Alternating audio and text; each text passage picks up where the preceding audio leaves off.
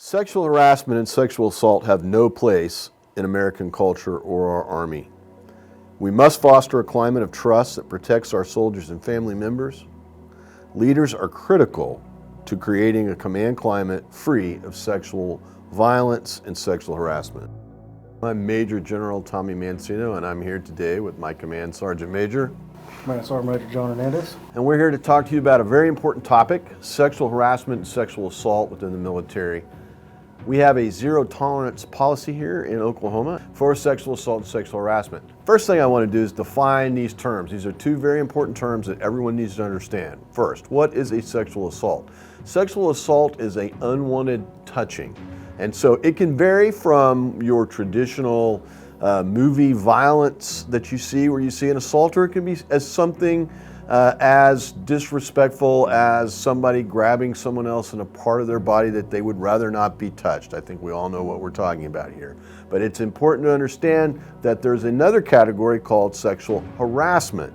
And sexual harassment does not involve a physical touching, but is an otherwise non-complimentary or disrespectful approach between individuals. And I think we all also know what we're talking about here. John, do you have any comments on any of those? Well, I mean, it's the biggest thing is, sir, is the leaders have to educate.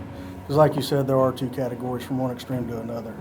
But you got to remember, it's anything from a violent action all the way down to a simple ask for hug or touch on the shoulder or a thing like that. So I think it's very important. Or a snide comment, or, I'm just going to be candid here and say a lot of times what we see are soldiers wanting to share intimate photos with each other. So that is sexual harassment. There's no touching, but it is sexual harassment. It's also very important to note that now sexual harassment is a crime punishable under the UCMJ. So while here in Oklahoma, the Oklahoma Code of Military Justice does not yet include sexual harassment as a crime, the federal Uniform Code of Military Justice does. Why that's important to you: when you go to basic training, when you go to an active duty school, when you're mobilized, when you fall under the Uniform Code of Military Justice, sexual harassment is now a crime. And here in the state, like you said, sir, we hold zero tolerance for either. It's consequences for your actions. What do we mean by zero tolerance? I'll tell you what I mean. If you get caught doing any of these actions, you will be punished to the maximum extent that we can punish you, which usually results, if not in a criminal prosecution, a civilian criminal prosecution for an assault. Again, in Oklahoma civilian law, sexual harassment is not a crime, but a sexual assault is, so an unwanted touching could result in you going to jail. But a sexual assault or sexual harassment can also be punished, even if local authorities choose not to, by us based on your conduct, and we will do so. Through education, I think, leaders, if they take the time and they get down through it, it's not a culture we want within our organization. No. And I think the more our leadership engages in it, the better we can keep the culture out of our organization, right. Sir. We have an integrated force today. When I went to Afghanistan in 2012, I had a lot of female warriors with me, and disrespecting each other would not have gone very far in our mission, and it's just not something we can allow. And I said female there, but I want to expand that.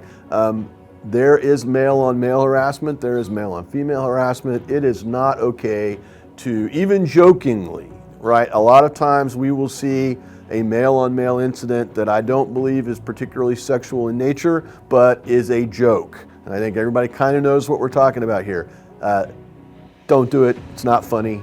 I will treat it like a sexual assault or sexual harassment either way. That I like to remind people is everybody is someone's daughter or someone's son. Treat each other like you want to be treated, golden rule. Treat each other with the respect that we do owe each other as colleagues and as warriors.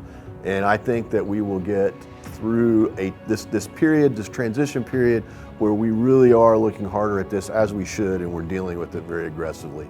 And I hope that the culture changes within the formations so that this issue becomes one that's easily identifiable. We know it when we see it, and we are acting on it very aggressively. That's my hope. Let's work together to create a culture that rejects sexual harassment and sexual assault.